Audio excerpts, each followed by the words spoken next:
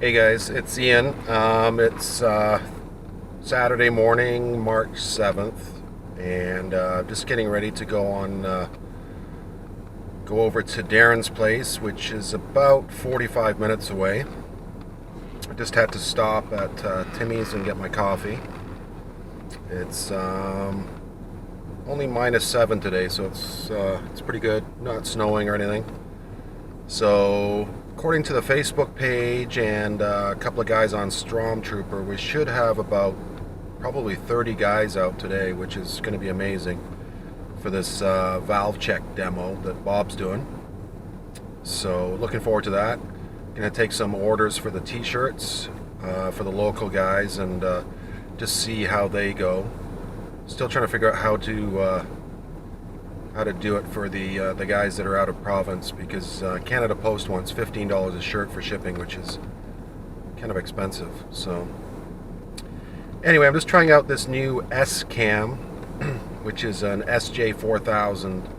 It's kind of like a GoPro knockoff. It's supposed to be equivalent to the GoPro H3, I think. Now the GoPro H3 right now is around, I think it's around $399.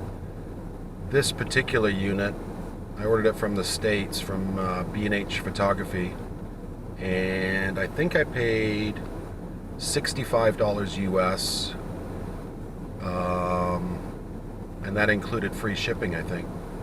So when you do the conversion, that's still an awful lot cheaper than the GoPro, so we'll see how it works. Anyway guys, it's about 45 minutes for me to get to Darren's place. So when I get there, I will get back to you. All right?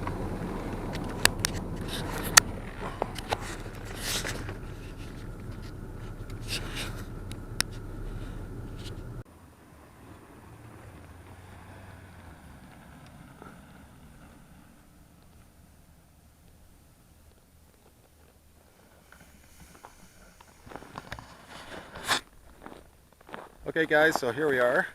Darren's spot, which is beautiful property out in just outside of Acton, and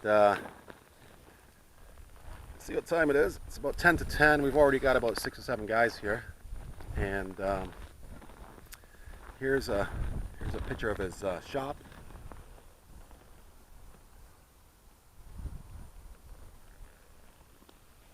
So I'll take you in and meet some of these guys.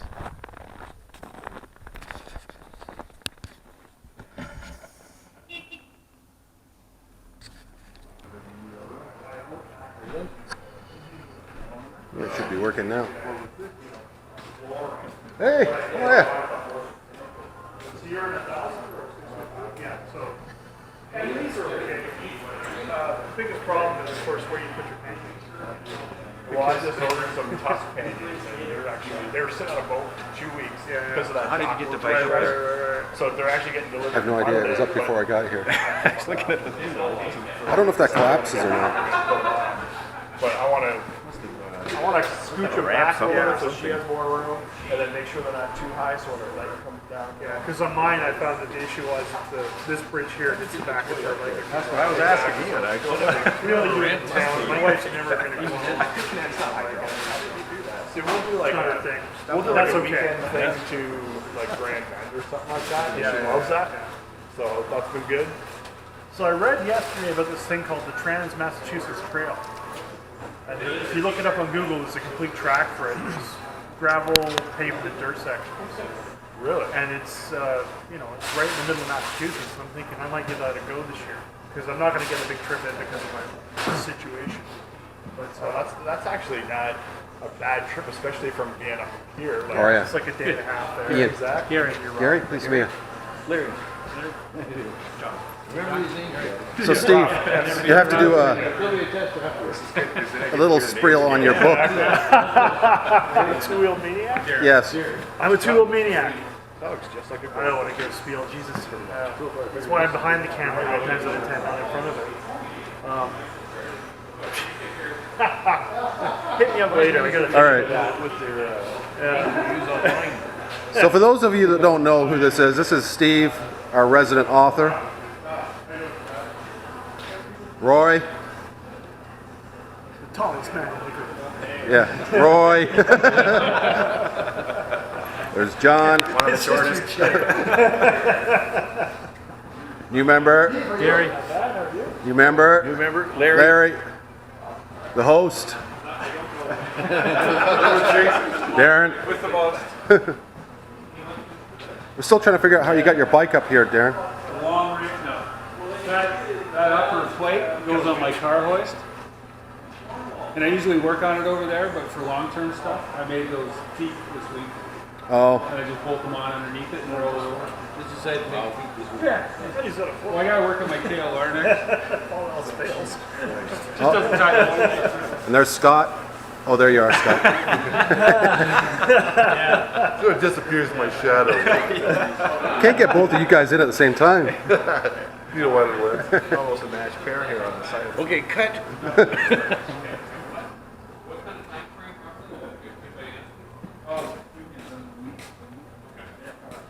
Okay, my next meeting, and the guys we want to shoot Your to. phone number. 647. Like somebody like you, probably not gonna come back Well, for he a said while. he for work. Five, He's down in one, Windsor all the one. time, so I'll just like meet up with him for a beer and you know. And what are things? I need an extra large. I'm gonna get 2 extra large. T-shirts or long sleeve? T-shirts. I can't remember. What's your real name? Rob. Rob? Yeah. From Windsor. From Windsor. Okay. Hollywood. Hollywood. That's me. Perfect. Great. Bob, say hello. Oh, hey, how's it going? Let me get my glasses off here. I can't see a darn thing when I'm So looking. that's the short. This All is- right, we're gonna do it today, aren't we? Yep. All right, let's go over. I gotta get myself set up. I got handouts. Yeah. There's Steve. So how much are they for the long sleeve? Or what size is it? Okay, so they go right up to 3X. The long sleeve.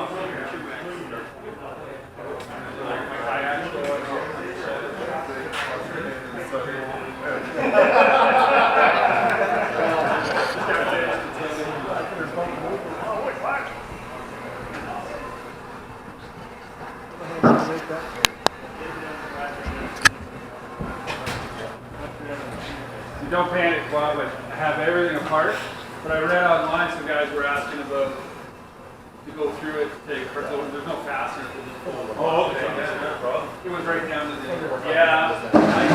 I didn't want to try demonstrating that because then we'd be here all day. Every time It will take 10 minutes. I'll take everything. hydraulic thing comes up with $300 at Princess Satellite. I know.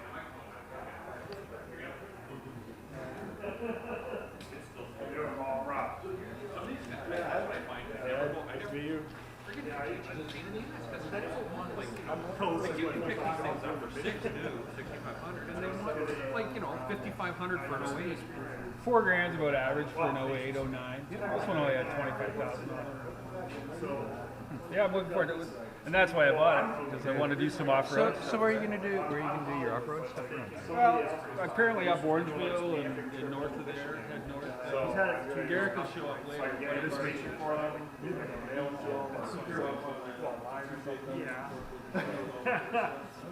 Yeah, it's a weird industry. I'm not entirely sure. Oh yeah, It sells great. yeah.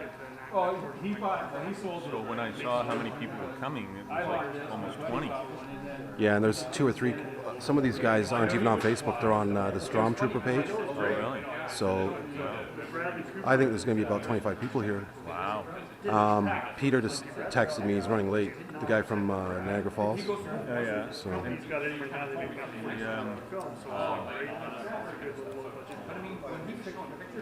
Dave, he was going to come, wasn't he? yeah, I should have asked him if he wanted to ride with me, but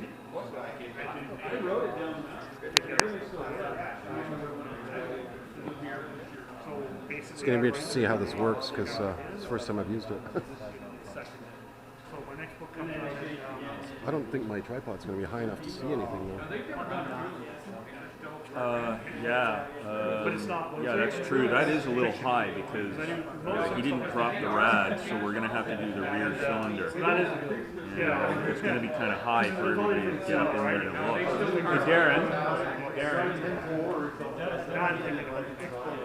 because you didn't drop the rad, we're gonna do the rear cylinder, right? It's gonna be kind of high for everybody to get up in there. You'd be surprised when you get all that off.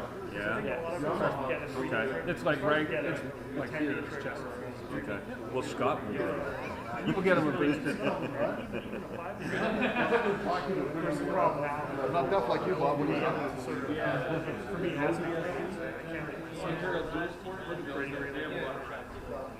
Oh my God! You think this is a meeting of cops? Look at how it's over there. Oh, good. And there's Randy with some food. This is mine. There's Randy's wife. I can't remember your name. Connie. I'm just gonna work on it for a while. Early riders by the end of the day. So we have enough Yeah, I think a year old would be pretty cool. donuts for today, I think.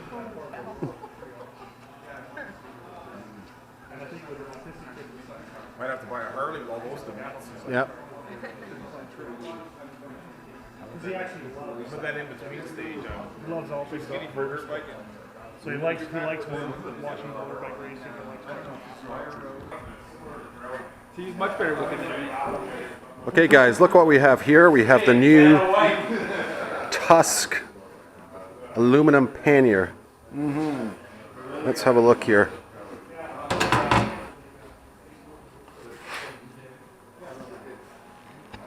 They come with the lock, or do you have to buy the lock extra? No idea. That would be a question for Darren. I don't even know how to open it up. Oh, it's not that hard, I guess.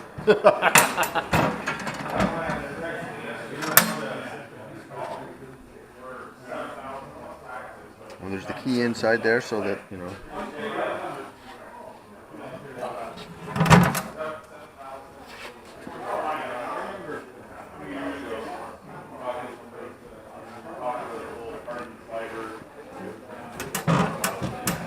They look pretty well built. For the price. Yeah, I forget how much they were. A couple $100. Close to 300, I think. This is the place. And there's the late great Peter. How are you? Good, how are you? New camera? Yeah, it's one of those GoPro knockoffs. I don't know, it's the first time I've used it, so we'll see how it works. Lots of coffee and donuts.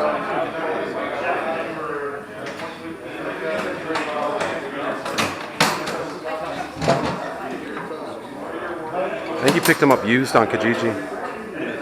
Darren, I think. You got them used. Well, from the look at the rust on the side and everything. Yeah, well, I was wondering about that though, you know, when it came new. It was slightly bent.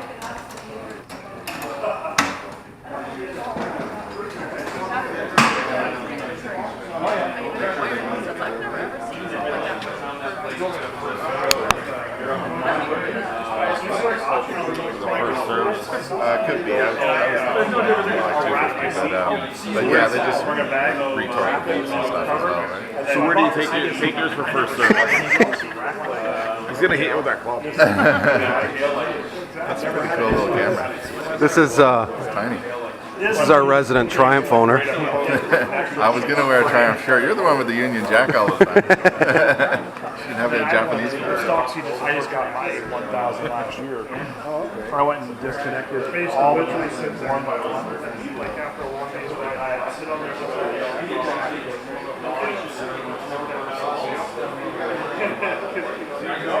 Just at a 10-hour day. Well, that was like a 12-hour day. Like my long range stuff.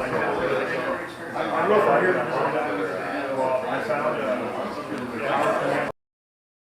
Originally, I was just going to have Darren have the bike apart so that we could just do the valve check job, because that's basically what the whole meeting was about. But a lot of people were asking about how to take the plastic off and everything as well. There's tips and tricks that you can do to get them off, and that's what we're going to show here today. So you want Darren? Yeah, I'll start with that. I had everything off. I just put it all back on for demonstration.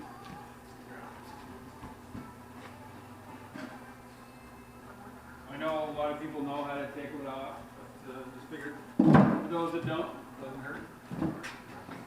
I took the windshield off, just, it's easier to get this dash piece out. There's push fasteners on the top here. I don't know if anybody's seen those. You just push them in a quarter inch or so. Does anybody know where you can buy some? Other than the dealer, maybe there's aftermarket, but yeah, it seems like everybody's asking. Tire and they work okay. And they're not cheap. They're about $2 a plug. I think that there's two different sizes, 6mm and 8mm on this plate. So you can order them online too. Somebody should order 100 and divvy them up. So there's a couple bolts at the front, 2 push fasteners here, and then it kind of just pops into some rubber drummers. You just try to kind of finagle it around. Somebody finds them on Amazon. Well, I've got an account. I'm trying to save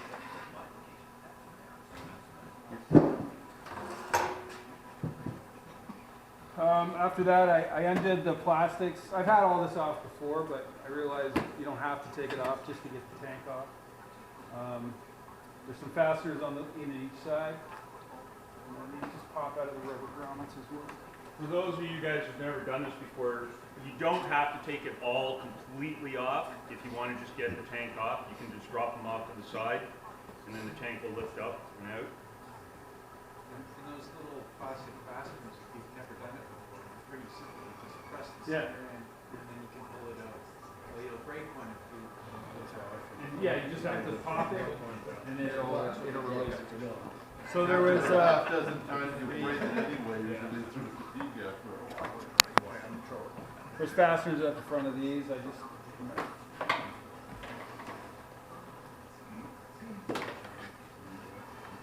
and there's one fastener here and one down here, just to be able to pop the side covers and just give them some clearance. 650, I think, has something, a clip in the center or something. They said that you have to slide it up and back to get it out. It's similar, but not quite the same. Yeah, I looked at it and I thought, I'm going to break this and up and on. So there's a cross bolt at the front of the tank, it's just 10mm socket. There's a whole mount back here, but it's just one 12mm socket to take that bolt out. You can pivot the tank up. There's the fuel line connection. There's I guess it's the just the overflow. Yeah, overflow. And the harness for the fuel injection for the pump. And then basically, To get the fuel line off, there's a little, you see 2 little white tabs. You just squeeze them, and then you can pull the hose out. You will get a little bit of fuel dripping out, but not very much. If you have fuel in the tank though, I know you want to drink most of it. No, you can have it full. that won't come out. It won't come out. And it's not going to just flow out. Nope. It isn't checked That off. that one is 3/4 full. I didn't want to be the guy who I took mine on the plan and then just shits and giggles, I took the plan. Well, there's gas coming out on So anybody that hasn't been to this point, you can see the rocks cover here. By all means, have a look. The air filters in here, we'll take it off as well because I haven't checked it for a while. But now you're right down to the housing for the air box. And then the rockers here. We're not going to do the front today because these should be within spec. I had them done last year. But obviously the front rocker box here is behind the rad. So we just have to come out of the way. Yeah, when you're doing this job, you have to drop the rad for the front cylinder. There's just no way around it. And it's a good idea to drop the rad anyway, drain the coolant, and it's your option to put the new coolant in. You do that on a regular basis. What is the new coolant you guys suggest? You guys have a lot of experience with Um, anything silicate free or? I just go by the manual, what they recommend in the manual. Okay. So. I just buy that motorcycle coolant. I realize I come from an automotive background, and oils and coolants with these are a little bit different. Being all aluminum is obviously important. Yeah. Okay, so when it comes to doing the valves, I don't memorize any of this stuff. I do follow the manual. I have both. I have my 1000 and I brought Scott's 650 here. So there is the 650 manual, Haynes, and the 1000 manual down there. So what do you think about these compared to the shop manual? They're just as good. Yeah. I find them, they're quick, easy. You can carry them when you're in the, rather than going on your computer or printing it all up and everything. I just, I keep this. I'm an old book guy, so I like them. And they're there are corrections in them, and you can find online if there's any corrections that people have found. So you can do that. I also go in and where all the torque values are, they're all in Newton meters, so I do the calculation and then I write the foot pound and everything in as well. I also have a chart, a torque chart in my garage. Can somebody hand me the manual there? I have handouts. Actually, yeah. Great, thanks. Yeah, I'm gonna have handouts and stuff. Who has a 650 here? Who's 650? Okay. All the 650s take one copy each. And the one, oh, wait a minute. Is that the 650? Hang on. I got the right one. Is that the double 350? Yeah. And the 1000s? 1000s? Okay, everybody. 1000s, hand those out. I would recommend that if you are going to do this job, you do invest in the manual. You're going to need that information.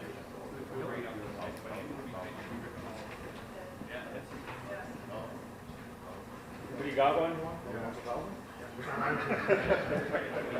I hope we have enough.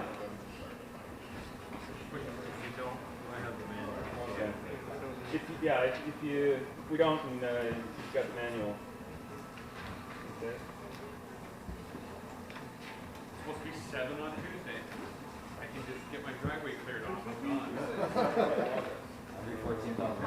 Well, that's just what's in the manual. She's in Niagara. What I handed you out right now is the shim chart. That's what's important. All the other information on there is just, I photocopied the page out of the manual. It's the shim chart that you need. It's on those pages, all right? So that if you do need to change shims, this will tell you how to go up to the next shim size, okay? And also, when you're reading these, make sure you're reading the correct one, the intake valve or the exhaust valve, okay? Generally, when you're doing a valve adjustment or doing a valve check, it will be the exhaust valves that will be the ones that will need new shims, okay? The intakes, hardly ever. Another thing that I did on my own. Did you have a Triumph handout too? Pardon? Did you have a Triumph handout? I can't find my Where's that thing? Triumph don't need shims. They made that engine, right? Just replace it. Yeah. I left it at home. I thought I brought it with me. Here. This is the other thing. Now, I did this on my own. I made this up on the computer. This is really handy to do when you're doing the valve check, is that you write down front cylinder, rear cylinder, exhaust, intake, and when you do your check with the feeler gauges, you can write that value down so you know what you got to do. And then when you go to your chart, you can see what you got to bump up to or bump whatever. And if anybody wants to take a copy of that, and like I said, I just made that up on my own on the computer, and I just keep a bunch of them in the garage with me. It's a handy thing to have. Now are the shims like generic? Like Yeah, you can buy shim kits. Right. Or you can go, some shops will just let you pick through the box and which shim you want. I know I usually go to Sturgis in Hamilton, and he just hands me the box and says, pick what you need. Okay, so like you go to your bike, you figure out what you need, you go to the shop. And Right. If you want to buy the shim kit, they're about $90, and it's got quite a few shims in it, but you only need a couple of sizes out of it. So to me, it seems a little ridiculous to buy a whole shim kit, and a lot of them you won't even use. What's the guy charge you for a shim? $5-10. Depends on who you go to. Yeah. I was going to show you guys, if you want to have a look, I brought my old shims here, and if you want to pass these around and have a look at them, please try not to lose them. Oh yeah, yeah. Yeah, this is, like I said, this is what I do. I just write the clearances down, and then I know which shim I want to go to. Hearing aid batteries. Yeah, they're not very big. Now, if you look at them closely, if you look at the shims closely, guys, some of them you'll see a number on the back of them. That's the actual shim thickness. Okay, some of them the number's worn off. If you can't see the number, it's a good idea to get one of these. Right? Micrometer. Did you guys ever use one of these? A lot of you have. Okay, so then you know what to do with that. I'm not worried about that. I found that also, I mean, the other thing you want to do, you need a good set of feeler gauges, right? How many guys have used these? Most of you? All right. I found that some people, I use these, I'm in the aircraft industry, and we use these all the time. And I have found that, I know a gentleman, friend of mine that works in his BMW, he didn't know how to properly use them. He was either putting too thick a feeler gauge in or too thin. And he didn't know quite how to get the right feel on the tug of the feeler gauge. So if you don't know that, once we get to taking the values, come on up, and I'll let you, whoever's never done it before, try it out and get an idea how to feel with the feeler gauge, okay? Princess Auto, $10, okay? They are in millimeter and thousandths of an inch, so there's both. We usually work with the book, it's millimeters. So make sure you're using the right reading on it. Okay. All right, let's get started. We got to take a couple more things apart, Darren. We're going to need some tools here.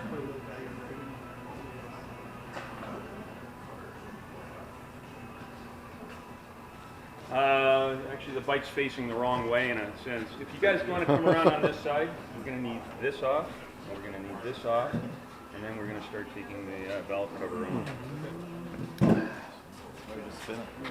What? Like this. Why do you spin the stand? Yeah, I don't know. She just shut down there, Ian. Oh, it's recording still. Oh, it is? Yeah, it just takes All right, why don't we move it out so we can get around? Okay. Or spin the stand. So that's good. Then now that we have that little exchange on there. Where's he going to be?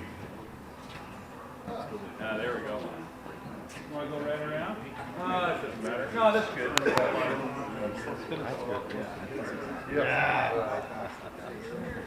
Guys.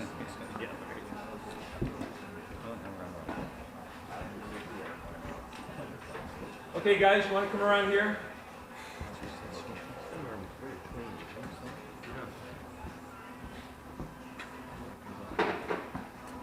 You're going to want to remove this cap and this cap. This is so that you can align your timing. Okay?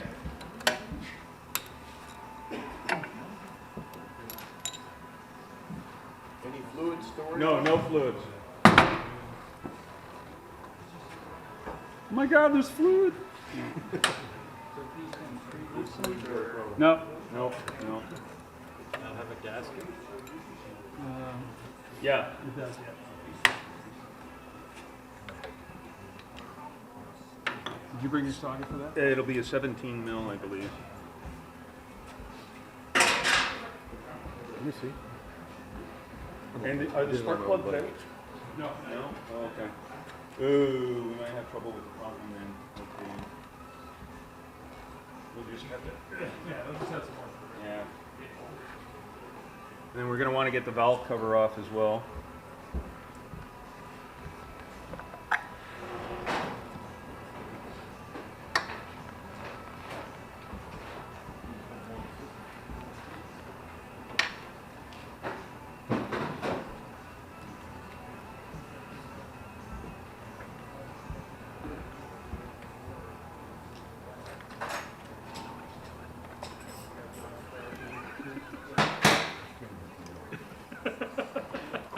So if we're doing the front one, how much else has to come off?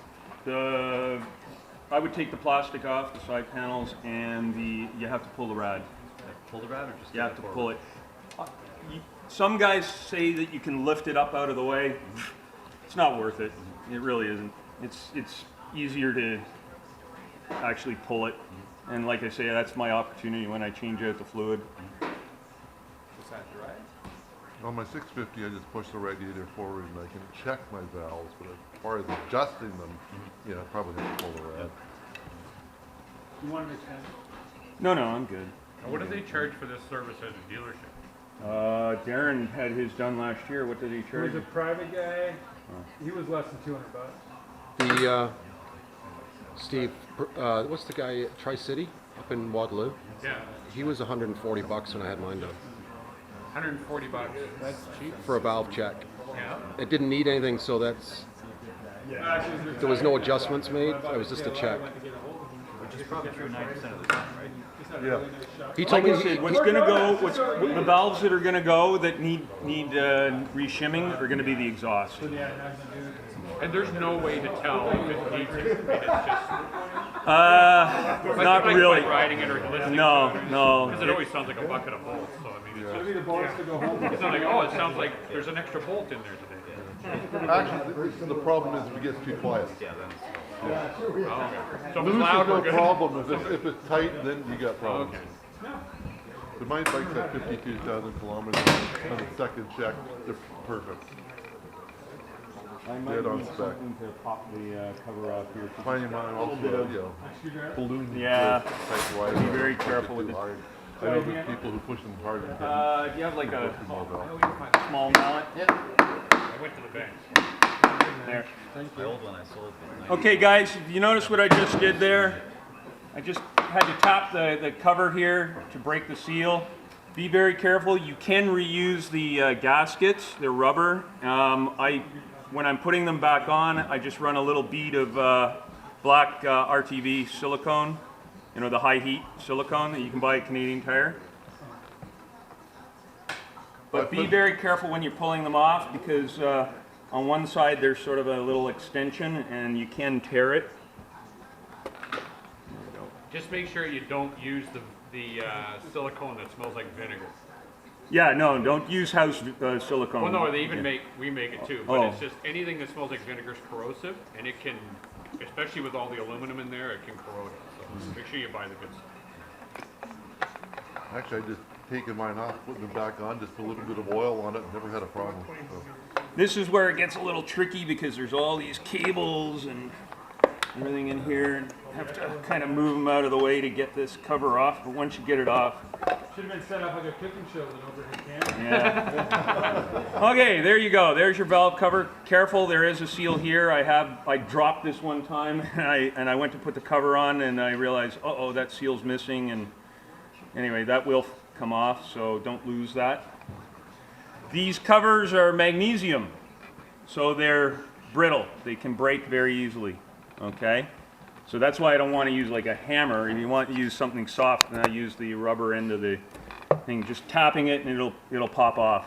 Okay, so One other caution, those little rubber seals underneath the retainer caps, sometimes they'll stick to the caps and sometimes they'll stick to the head. yeah, And if you're not careful, you can get one stacked, which means you're missing one. yeah. Guess how I know? I had a nice puddle of oil at the first gas station.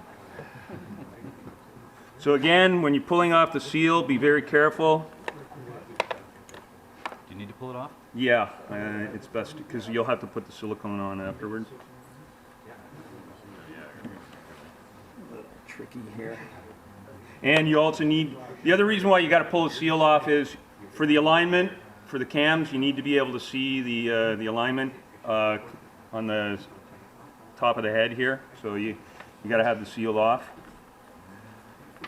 This one's being a little stubborn.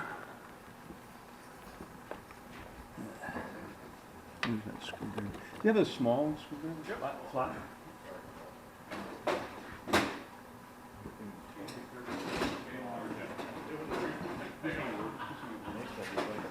I'm going to use this, but you have to be very, very careful. You have to just, because the last thing is you want to do is tear it.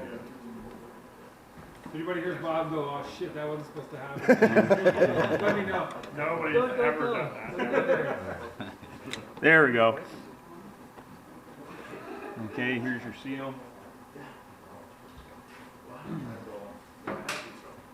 All right, Spark plug wrench. What size are they? Have you ever had them out 5/8? Jeez, I can't remember. I just got one socket that I always I think they're down in 5/8. here. Small. Now, for those of you with 1000s, you're laughing if you got to pull the cams off. Because all you do is undo the 4 bolts. Be very careful again taking the caps off. There are little dowels inside, metal dowels. So you have to just kind of tap it and wiggle it and pull it off. But once you've got your timing set and mark set, that's all you do is you just lift it out. You're done. Underneath the cams, you'll see the buckets. This is called, it's under bucket shims, okay? Just get a magnet on like a long piece, put the magnet on it and it'll pull right out. Underneath the bucket, that's where you'll find the shim, okay? For those of you got a 650, sorry about your luck. Because they're chain driven. And you'll have to, there's a chain guard on the top, you'll have to remove that. And then on each cylinder, there's the tensioner, and you have to remove that. And that means getting into your engine a lot deeper.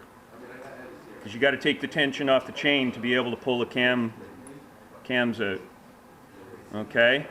So that's a little more involved.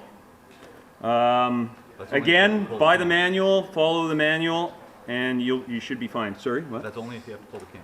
That's only if you have to pull the cam. Okay? Hopefully not. I know in this case we won't be pulling the cam at all. That's fine. I think it's too big, but check it.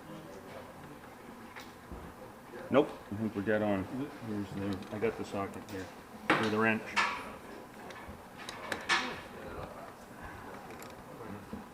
Thing is, it's deep in and I won't be able to reach down and pull it out. Or does this have the rubber? The socket. Oh, okay.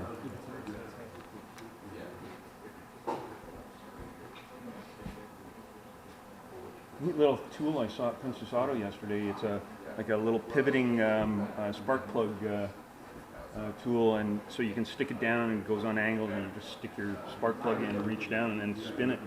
A wobbler. Yeah. Oh, nope. It came out. Yeah, do you have a... Just needle nut? Yeah, or something to get down in there? Yeah, I can't get it.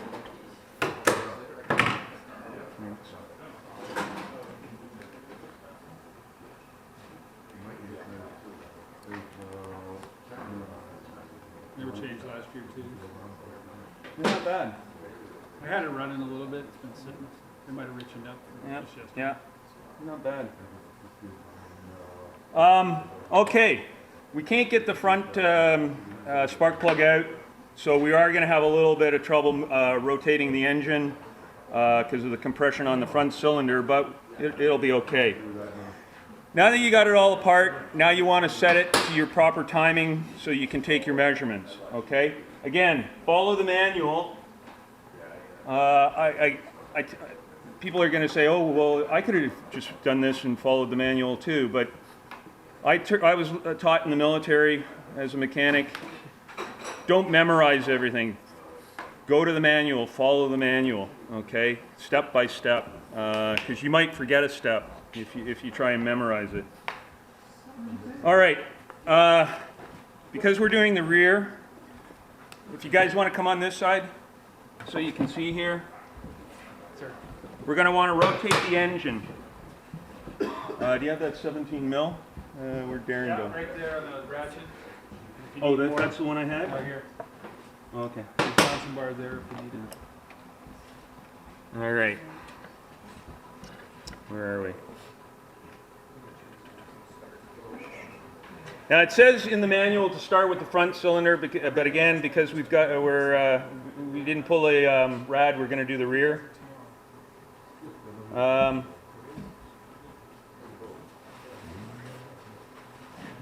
So 17 millimeter socket on here, and you want to turn the engine counterclockwise.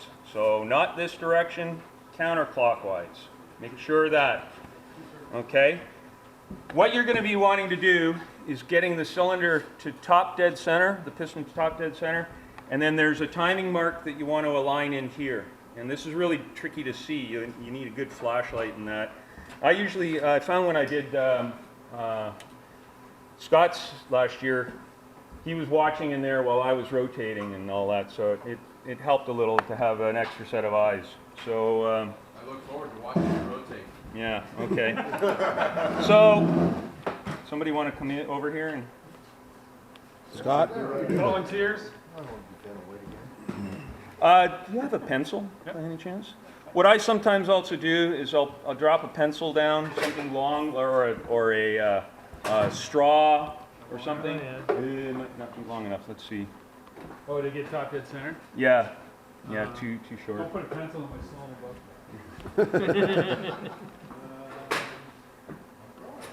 Something long, but like plastic or something.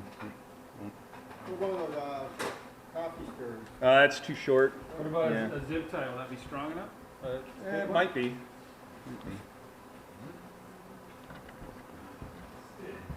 It just so you can watch it as it's coming up. But there's another clue to making sure you're in the right timing setting. While he's doing that, I'm just going to...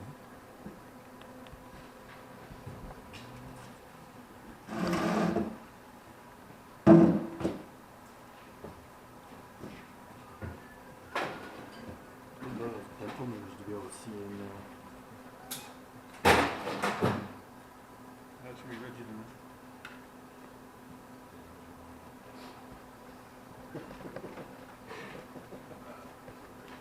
Okay.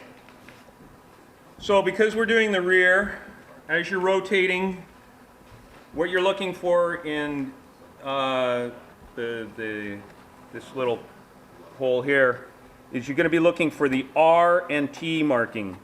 That's for the rear cylinder. But this is again where you want to make sure you're on the compression stroke. Okay.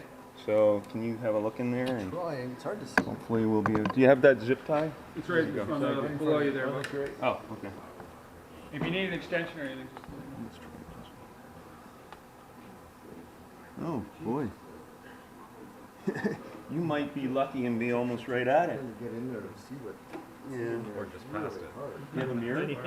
I've got a smaller flashlight if that helps. No mirror, right? Is that better? It is really hard to get in there and see. Mirror would be good, yeah. Scott, is that better? If you keep them straight on It's here. also just getting your head in the. Yeah, middle. see, this is where it's tricky, trying to see the mark. Can you see anything there? 'Cause I think we're almost... Okay. I can't see anything. No? Okay, I'm going to start rotating. What am I looking for? You're looking for an R and a T. Okay, no, keep going. I just saw a hole. Another clue you can look for, it'll say... Just try and get your camera in there. You can see right down the, see inside the hole. Can you get an idea? Well, probably can't see. Okay. Another clue that you can look for, and it says here, you can check the position of the cam lobes. They should be pointing away from the cylinder head and angled slightly towards each other. Yeah. So, anything coming up? Oh, just saw something going by. Oh, I'm trying to go real slow Yeah, here. go real slow because I'm having a hard time seeing. So my actual. Well, I'm getting on a compression stroke, Yeah. I think, on the front. Yeah. Okay. Oh, something just went by. Oh. It goes by really fast. I can't. Sorry. Cannot see it. What it was. Well, I don't think we're quite there yet anyway. Okay. Cams aren't lined up yet. Hang on. Okay. Okay, I think we've got another rotation to go.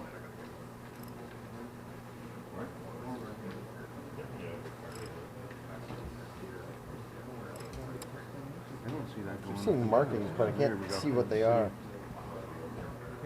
Oh, hang on. Coming up now. Hang on. Okay. There's something coming up. Can you see a mark? I can see it, but I can't see what it is. Oh, you're kidding. Yeah. Nobody has a mirror, eh? You have a pocket, like a little... Aha! Cam load seems to be oriented the way it is. Yeah, toward each other. Just go a little bit more. Perfect. Excellent. No, you're blocking it. Yeah, I know. Here, Blocking the let me light. see Aha! Yeah, I see a mark. Yeah, there's the mark. Yeah, We're coming up to it. So you want to come over here, Scott? If you shine the light at the mirror, see it there? You can't see it. Tell me when you can see it, and then I'll start moving. Well, I'm not even. You see it at the top? Oh yeah, okay. See what that is? Yeah, I can see it there. Yeah. There it comes. What is it? I believe that's the RT. See it? Yep. Is that what it is? And I think we're almost. I think we're there.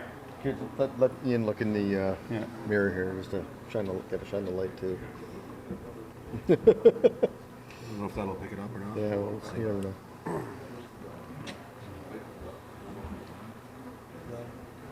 Okay, I think we're there. All right, everybody who wants to see this, come over here. Yeah, if you use the mirror, shine the light at the mirror, you'll see a mark in there. There's an R and a T. And then you'll see on the threads of the hole here, there's a line. Yeah. That's what it wants to be lined up with. So have a look in there and see the R and the T. And look, Duncan showed up. Hello. Sorry I was late. I find it possible to get that part into my hair. Yeah, well, that's all right. Pointing towards each other. I'm sorry, I can't remember your name. I'm Ann. Ann, that's right. How are Cambridge, you? by the way. Yeah. Are you? A scribe line and an R and a T. Apparently, Dave and Marcia go to the same church as her friends. Oh, That's the F and T. I'm surprised Dave isn't here. And then the line on the thread. Unless he's working today, maybe. That's the front. And then there's a line on the. He's a transport truck mechanic.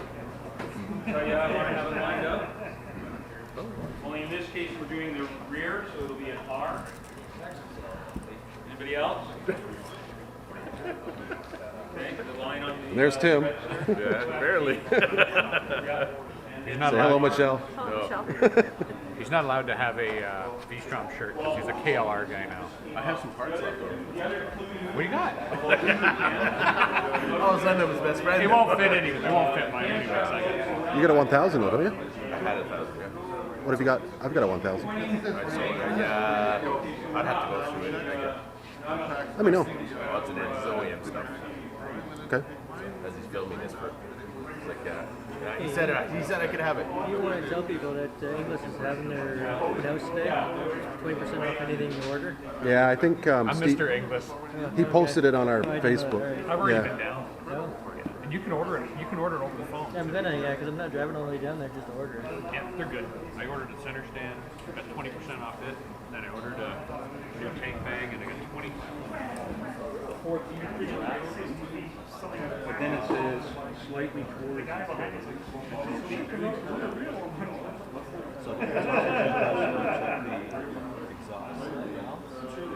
You're checking both. Yeah, I know. This is confusing here again. I'm trying to get this. Okay. By checking the position of the camshaft lobes, they should be pointing away from the cylinder head. That one. And angled slightly towards each other. Yeah. If not, turn the engine anti-clockwise through one full turn, 360 degrees between the R and T. Mark again, line the knot. Camshaft. No. We could try going around one more time. Hey, Scott. Scott? Where are you? I'm going to go around one more time. So you said towards each other or away from each other? It's saying away, pointing slightly towards each other, which is that. But I'm going to go 360 degrees and go around again. I'm going to go around one more time. That should be driving down, shouldn't it? Yeah, it should be. Why isn't it?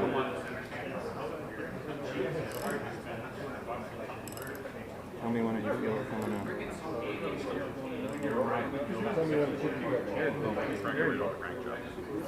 Okay, we're down. I think it's direct.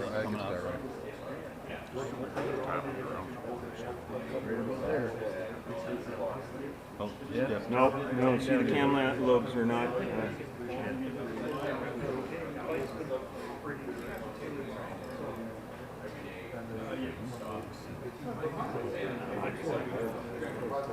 You're going back down again. Yeah, well, because you get the compression on the front cylinder.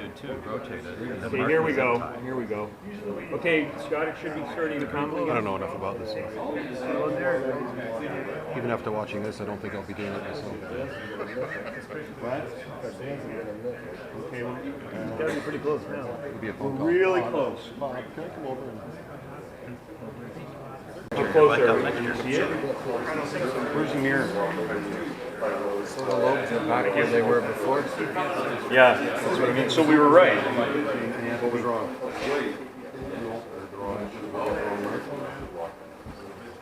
Should be there. If not, we're on an exhaust stroke. If the R and T aren't there, then that means we're on an exhaust stroke. Okay? I think we're on the exhaust stroke. Oh, wait a minute. Hang on. Nope. R and T. There we go. Almost. There. Got it. Okay, there we are. Okay, guys, we've got it set up for timing. Everybody here who wants to see this? The cam lobes here you can see are slightly pointing towards each other. You got the R and the T lined up here. And then the next thing you can check is, where's that flashlight? Here, I'll use the light. On the gears,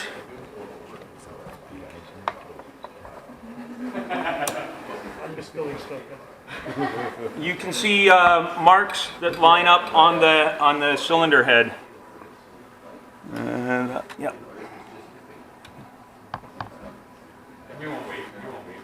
There's gunk on there.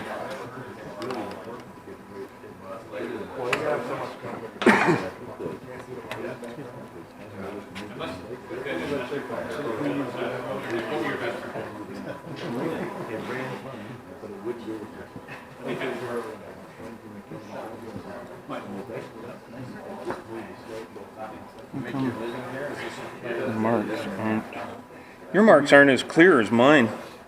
Darren? Your gears aren't marked like mine. Because you should be able to see alignment marks on the gears.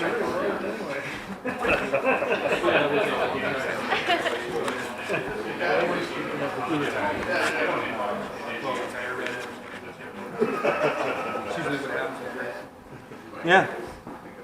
You tell me there can't be one lead out. Can't be. They got. Oh yeah. Yeah. There they are. Yeah, we're one out. We must be. We're not on the correct setting yet. I'm gonna go around again. Yes. Yeah. And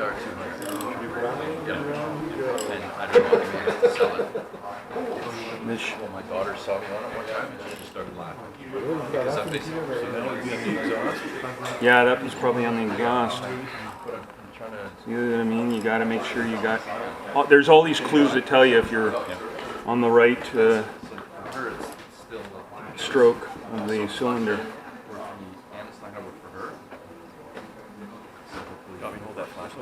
Yeah.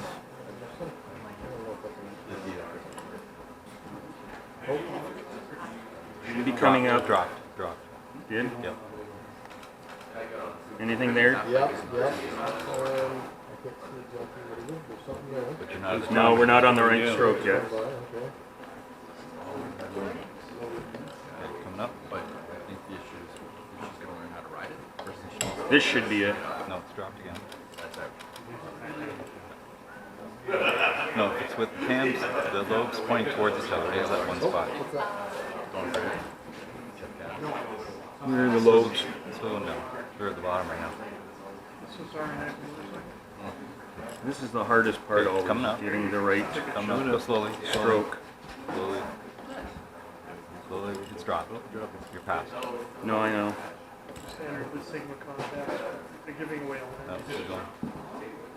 Prove that you want to do it, so you submit all your Coming back up. Only throw it up there. That is one of my guys. Slipping. Okay. Going back down.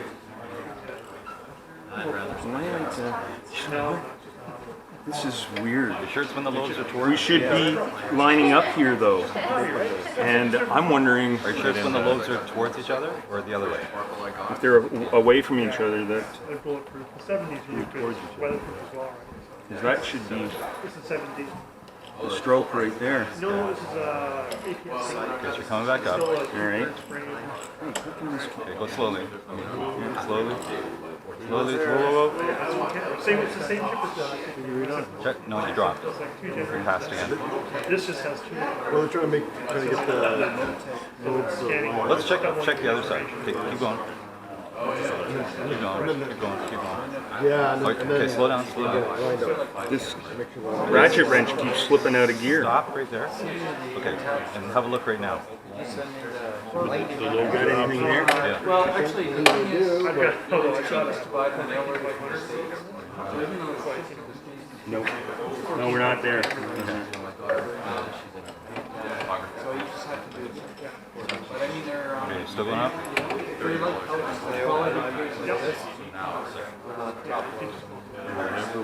well, I mean, the way one it battery is like, There it comes. Still going up? the more expensive way to do it. Actually, we Some guys right there. And that way here's the battery belt plugged into The cam out before. So that's the opposite. That's the lobes away from each other. So we change your. Yeah. So this is what I don't get about this because it's saying Otherwise, these two will Should be only one top dead center marking on it. At this point, we're the ride down and right here. Has it been running rough? it wasn't this. See, my scribe lines aren't lining up here. You see the scribe lines right there? Yeah, just right here. See that scribe line? Yep. 3. So now you get your feeler gauge and you look it up. Millimeters. There's 1.5, 0.3, 0.1. Okay? By the way, you can add these up if you want to. If you can't get the exact reading you want, you can put 2 together, still get your reading. You can add these up. Okay, so 0.1 to 0.2 on the intake. It's not hard to mix these up. The caps tell you in and exhaust, okay? So you're doing the intake, 0.1 to 0.2. So all you do is you slide it in between the lobe and the bucket. And you're going to be feeling for a certain amount of tug on it. That one's a little on the loose side. So I can bump up to 1.5. 0.15, sorry, yeah. 0.1, no, that's not it.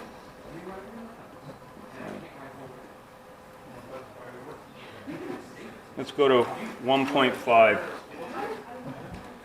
Little tight. So we're good. Go back down to 3. I got a 1.3 here, so I'll use that. What's our tolerance? 0.1 to 0.2. This is an intake. Okay, these ones intakes, like I said, will almost never be out.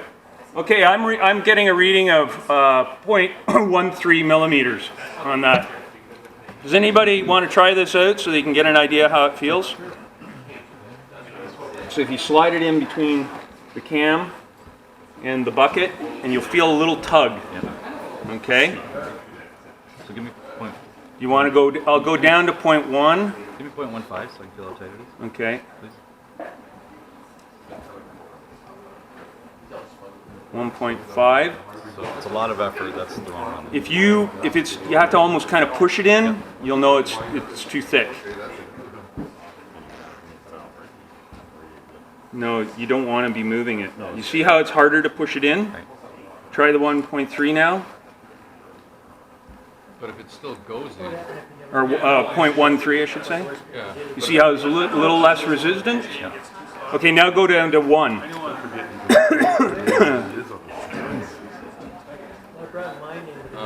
So it didn't move. 3, 2, 2, 1.8.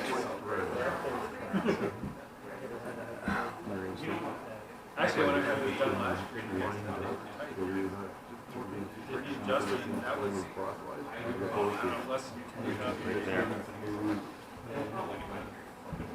There we go. 0.1. Right there. Try that. Now that's at the low end of the scale. Okay. It says 0.1 to 0.2. This is the lowest one. You feel there's almost no resistance at all. Oh yeah. Now do you notice the difference? Okay, so you want to feel a little bit of that tug. So go back, bring all 3 of them out. We'll go 1.1, 1.3, 0.1. Who's next? Who wants to try this? 0.3. I keep losing them.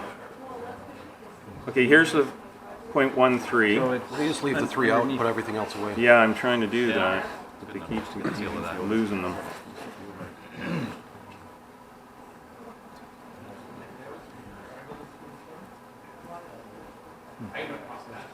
There's the 1. So you bought the kit that came with everything. And there's $65. Oh, that's just the camera? Not Everything. That was B&H. Yeah, it's 65 US. I ordered 2 extra batteries. Here we go. Here's the 3. I'm going to keep these 3 out. Okay. Here's the 0.1. That's at the low end of the scale, what the manual says. Here's the 0.13 and here's the 0.15. Okay, so try all 3. Start with the 1 and you'll see there's almost no resistance. And you're going to want to be between this and the bucket. Okay, so is that called the cam right there? Yeah, this is the cam. This is the cam lobe. Okay, this is what pushes down on the bucket. And then underneath that is the shim, and underneath that is the top of the valve, the valve stem. Yep, just slide in there. Do you feel very much resistance? It's going all the way through. Yeah, but do you feel it's a resistance? Do you feel a resistance? This is the 0.1, so I don't feel any Okay, resistance. now try the 0.13. Feel it's a little more tug on it? Okay, now try the 1.5, and you'll notice it's much harder to push in. Do you want to do the 1.3? 1.3, you should just be able to just slide it in like that. Try that. Just go in and out a little bit and feel the tug. You feel the tug? Still kind of loose to me, but... Try the 1.5 now and you'll notice a difference. Try not to lose all 3 of them. Oh, they're right there. They're close. Okay. Now try the 1.5. And you'll notice it's much harder to push in. There's a lot more resistance. Notice that? This is where it takes a little bit of finesse. That you'll get good at feeling the difference. Notice how it's... I can get it through pretty easily. Yeah, I mean you can push, but there's more. You'll notice, Peter, you tried it. You noticed that there was a little more resistance on the 1.5 as opposed to the 1.3. I'm glad we're doing this because like I'd be lost on my own, right? But if we tried the 2, would it even get through? Maybe not. We can try it too. You'd really have to feel. You'd really be pushing it through. Right. If you try one that's way too big, is there any chance of doing damage? Pardon? If you try one that's way too big, is there any chance of doing damage?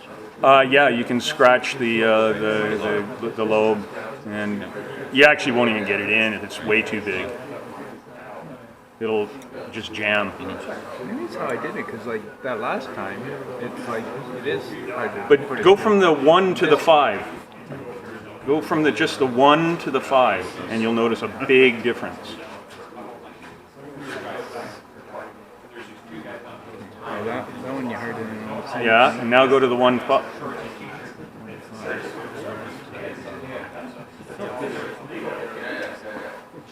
Notice a big difference? There you go. Now that's what you want to look for. So you don't want a huge resistance, you don't want almost no resistance, you want just a certain amount of resistance. Who's next? Who wants to go next? Okay. Thanks. Yep. Just the 1-3, that's where you're at, right? That's where we're going at. So try the 1, the point 1. You see the point right here? Point 1? Try that, and you notice there's hardly any resistance when you're putting it in, right? 1-3 is it? Are you happy with?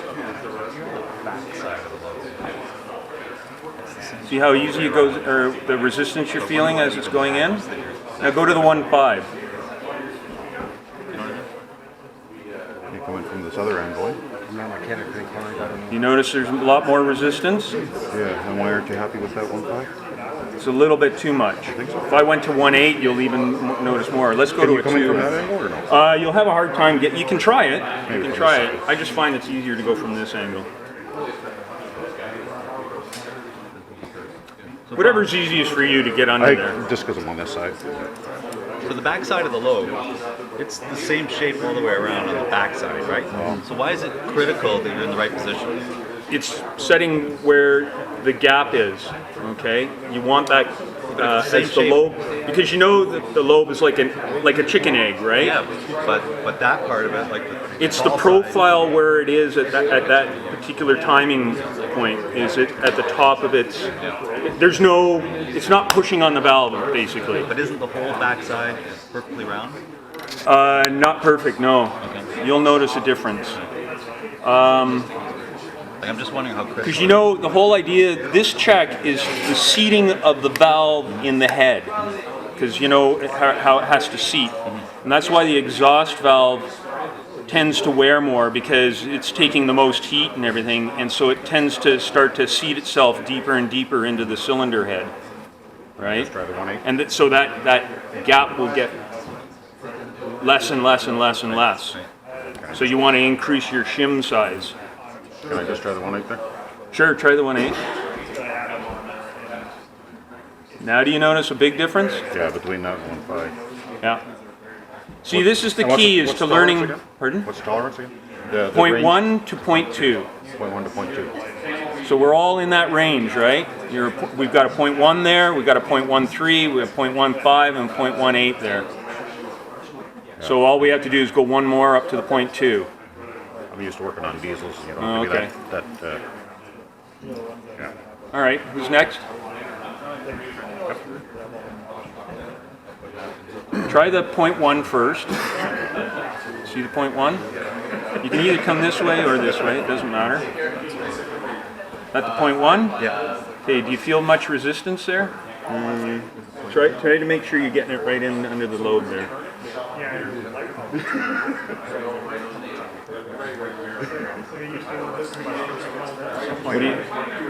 What's that? Yeah, that's point. Oh, there's doubled up.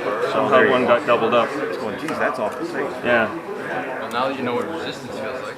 To make sure you don't see, there's hardly any resistance there. Now go to the point 1-8 even. Go to the point 1-8. Yeah, it's that. Make sure there's no 2. Now you notice how much harder it is to push in there? You can get it in, but you have to really shove it. Yeah, exactly. So now try the 1-5 or the 1-3. Notice a big difference? Yeah, it goes in, but there's just a bit of a... That's what you want, is just a bit of resistance. Let's do the rear one now. Pardon? Let's do the rear one. Yeah, the rear is the same. Let's see if... same idea, but the tolerance on the exhaust is... 0.2 to 0.3. So we're going to go up.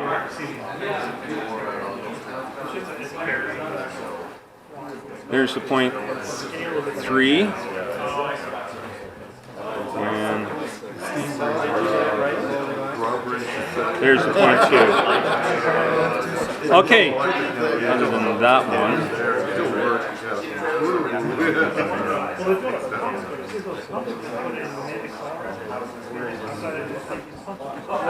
There we go. We want to be anywhere within this range. 0.2 to 0.3. Okay, so who wants to try the rear? We're going to try the rear now. So this is the exhaust. Okay? Yeah. So start at the 0.2. Which is this one? Yeah. Feel a resistance? I do. Now go up to a much higher one. So when you're doing that, you're from this one? And if you find that it takes a lot more effort to push it in, Yeah, it does. okay, so you want to go down, right? So you're going to be, so what are you at? This is tight. This is 9. 0.23. 0.23. This is 0.2. So you know, in between, nothing. Okay. So I guess this is more comfortable. 0.2. I don't know. I was just wondering. It does has the resistance still. so you're right at the bottom of its limit there. See, and you notice you had to really push the 0.3, 2.3. Let's see where. 2.3 is the second one. Let me try this one. That was really hard. Yeah, a lot more effort. Okay, so you know. Here, you want to try it? I'd love to. Thank you. Feel the resistance on it? I'm going to try the 2.3. Notice how it's much harder to push in? Yeah, got it. Try going all the way up to the 0.3. That's the top of your limit, okay? If you could get that one in as easily as you could the 2.0, Yeah, you got a problem. yeah, you can't. You got a problem. Now you're at the top of your limit. Yeah, that one I have to show. Yeah. See? Anybody else want to try it? You want to try it? Okay. So Anybody else? Anybody else? Okay, we're good. Okay, guys. So we've checked the front intake and the exhaust, and we found that we were well within limits. Okay. We were in the mid-range for the intake, and we were right at the bottom for the exhaust. So he had lots of movement for his rear, or his exhaust, I should say. They tighten up as they wear, right? Yep, they tighten up. Especially, like I said, the exhaust, because what's happening is the valve is seating itself deeper and deeper into the cylinder head because of the heat, right? And that's why it tightens up. And that's why you'll be at the range was 0.2 to 0.3. When it starts to wear and seat itself higher into the cylinder head, it'll be at 0.3. If you could put a 0.3 in there and feel no resistance, and then you go 0.3, 0.35 or 0.36 or 3.8 or whatever, and you're still finding that you can get it in there, your valve is really starting to seat itself, and you're way out of tolerance then. So then you would pull this cap off, pull the buckets out, measure. Like I said, everybody get a look at the shims. Did everybody get a look at the shims? There's shims here if you want to have a look at them. Some of them you'll see a number on them, and some of them you won't. Okay? You'll have to measure them. See there? There's the shim. There. Take a look. Yep. See that one's got a number? Okay. Yep. This one doesn't. Okay. So you'd have to actually take the micrometer and measure it. Right? So then you'd want to take the shim, and everybody got their chart? Who's got their charts? There's one right here. All right. So you'd go to, make sure you got the right chart, and it's exhaust valve. Okay, so we were looking at the exhaust.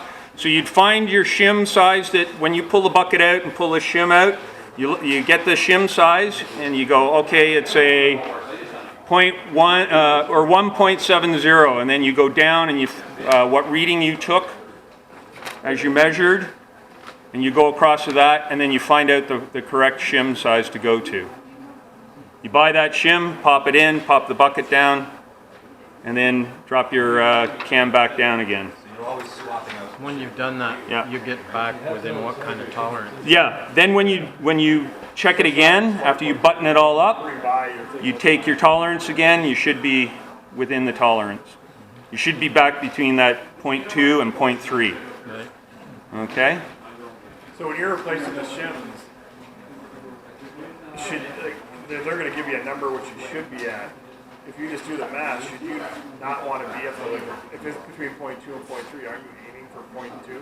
Yeah, exactly. So if you're at right in the middle, wouldn't you want to go to like a lesser shim to get you to that point? You could, but once you button it all up again and you find you're at 0.18 or something like that, now you're way too low. All right. You know what I mean? So you want to go to the high end to give yourself more time. Yeah, exactly. Yeah, I see what I know what you're getting at. But I would just follow the chart. Okay. I would just follow the chart. It should get you in and keep you within that range. Like I said, you're supposed to be doing this every, what's a kilometer? 14,000? Yeah, miles. I believe it's every 20,000 kilometers. So if you get it in that range, you got 20,000 kilometers to go before you do it again. So you should be fine. If you're burning it and you're finding, if you're burning it and finding that you're always at the top end range and changing out shims, then there's something wrong. I would start to go, why is my exhaust valve, every time I'm checking it, I've got to redo the shims. Why am I burning it so much? What fuel am I using? What spark plug am I using? liking it. Why is it hot and Did you? starting to seat itself farther up? It's my first time using it, so I'm seeing a lot of things. You know, is anybody finding something better for, to advantage to do it at a high strength? I thought I read somewhere that those motors didn't like that. Yeah, that's what I Actually, I can't remember why. I just found it here the other I day. just when figured I would ask, because, you know, 1,000. here we have the luxury of going like 7, 89, and then like 91. I'm just wondering if anybody found like 89 made us run. Fuel grade, unleaded, minimum 91. Minimum 90? That's what it says right there. Yeah, but it doesn't say that in the owner's manual though. Yeah, the owner's manual says 87, right? Anyway, So that's got about 15,000 K on it last year since that was done. so you're way within your tolerance. You're at the bottom end on your exhaust. Easily another season on it. Oh, easily. Easily. Mike, Any other questions, guys? Darren, it's all, there you go. Here's your bike. I knew I should have paid attention. put it back together. Put it back together. Hey, you want to show people how to check the air filter? Oh, yeah, you were going to show the air filter? Pardon? Yeah. 1, 2. Yeah, remember there's 2 cams on each one to check, right? Not just one. You got to check both. You can do it. I can do it? No, I can't. You're a better teacher than I am. I want a spinner. I want a spinner, though. I don't want to do it manually. I want to be a spinner. Hopefully there's no small animals. Peanuts. Yeah. So this would be a good time to put that snorkel on. Actually, do you have a rag? So we can throw it over top of the cylinder here and nothing gets in. Because I got no spark plug in there or anything. So. Good idea. Exactly.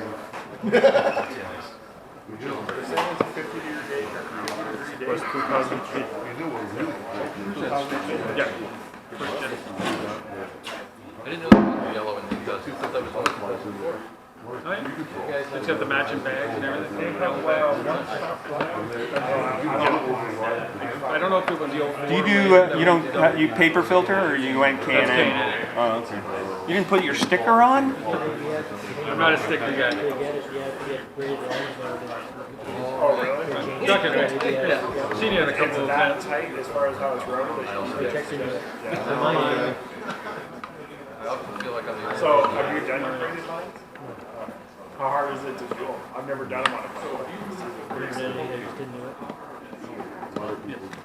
Sometimes you just, sometimes Old-fashioned way of taking the screws off. Has it ever happened? I have one of those spinners. Oh yeah? I love it. Especially when you're doing the cowling screws. Okay. Okay, guys. Some people wanted to see about the air filter. The only screws that you have to watch are the back 2. They will come out, so careful you don't lose them. The rest you can leave in because you see these little tabs on here. It holds the screws in. Whoa! That's one thing. Darren. Apparently I need to take it apart more often. Wow. This is a K&N filter, so you don't throw this away. There's a cleaner you use. You spray it on, let it sit for a little bit, wash it underwater, let it dry, and then there's an oil and you spray the oil on it. Pop it back in, you're good. I have one of these, Scott has one of these, they're great. You have one? Yeah. Yeah, You might want to leave that off for now. Yes. Make sure also in here there's no squirrels that have gotten into where your throttle bodies are, the intakes are. Anybody want to have a look? I think so. I should check mine. Yeah. Clean as a whistle. Not bad. The one thing that you can do too is down here on the intake side of this is I put a piece of like mosquito netting and it just stops a lot of leaves and bugs and stuff coming up too. All right. So this filter here, what's that one there? Is that like a pre-filter? I think that's an exhaust filter from the engine, isn't it? I don't know. That's for the oil breather. Yeah. Okay. So it doesn't start spitting oil into it. All right. So you can take that out and kind of Take give that that and wash it and shove it back in.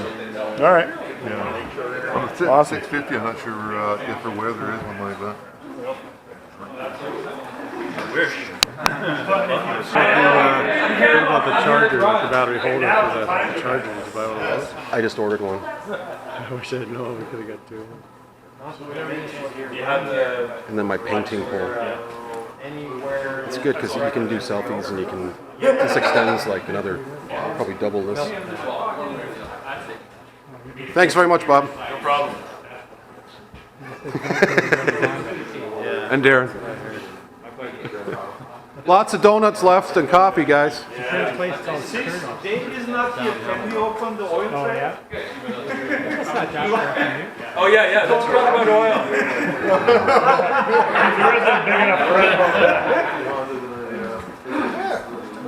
oil. Is anybody else in need of ordering a shirt? Oh yeah. Okay, see Steve. What other maintenance things do people want to know about on the bike? That's to me is the major piece of maintenance you got to do. Everything else is pretty basic. But is everybody pretty good on that? So, Is there? you have to move.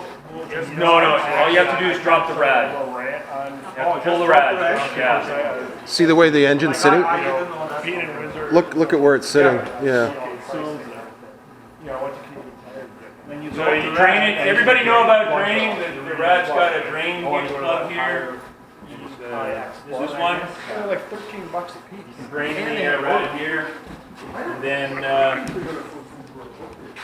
pull the hoses, pull the rad off, and away you go. When you're changing the front plugs, is there a trick to moving that rad forward? Because I found I couldn't get enough clearance, It's and that was really a wrestling tricky. job. I know what you mean. I did it once. Did you scrape the hell out of your hands trying to get? Yeah, well, I did. I didn't want to get anything in there caught.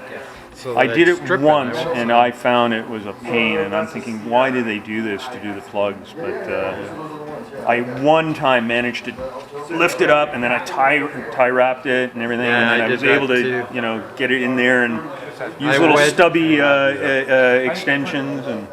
When I take bike, So there is no trick to it. cardboard over the rad. Oh yeah. Just to protect it in case something. Yeah. Good idea. If you put the iridium plugs in, you'll probably. They're good for 100 and some odd thousand kilometers. Maybe So that's what I should do. Yeah. Actually, they cost twice as much, but I recommend the cardboard because it's so easy to accidentally have your hand go in. yeah, right into the fins of the yeah. when I got my new, because there was a recall on the ECM, and I went to Claire's and they got me a new one. And they said if you're going to put the new one in, it even said in the service manual or the technical service bulletin that if you get the new ECM, you got to go to the iridium plugs. So. What year is your bike? 06. So I don't know if there's any recalls on mine or not. Yeah, it 2009. was by sheer fluke I found this technical recall, and because everybody kept telling me I had the dreaded clutch chutter when I described what my problem was, and at around 3,000 to 4,000 RPM, I would get a sort of like a surging sort of thing. And what the heck? I did my throttle body synchronization. I must have done it 10 times. I even have a buddy that has an electronic calibrator, right? You know, instead of the mercury tube thing. Yeah. And we got it. I mean, we got it perfect. The throttle body's perfect. And I still had this surging problem at a certain RPM range. What did it feel like? Pardon? Did it feel like a surge or? Yeah, like a surge. Like it, almost like it's the fuel running lean or something like that. Like a. Yeah, they were supposed to have had a lean surge on it too. What's the problem? What is it? Well, it turned out I found out just by sheer fluke there was a recall on the Yeah. 650. And so I called around to different shops, and they were saying, "No." I even had the bulletin right in front of me. I said, "Here's the number." Nope, nothing in our system. Nothing in our system. I called Claire's, and they go, "Oh yeah, we know about it." Sufficient data to sync. And I said, "Can you get me one?" Get the same sort of And they feeling. said, "Yeah." Relatively easy to So reset the card. he called up his They dealer. might have pulled something down for like 25 The guy that he deals with, got got him it. got me My understanding that on the Here newer you go. bikes, like the The 2010, old one, here's your new one. there's really nothing you can do to it. And then the Basically, surging went away. Adjust to sort of an idle balance. Beyond that, the computer. That was on the 1000. So, I have the 2000. that's right here. Yeah, but you should know. Right at a certain RPM range. Good balance.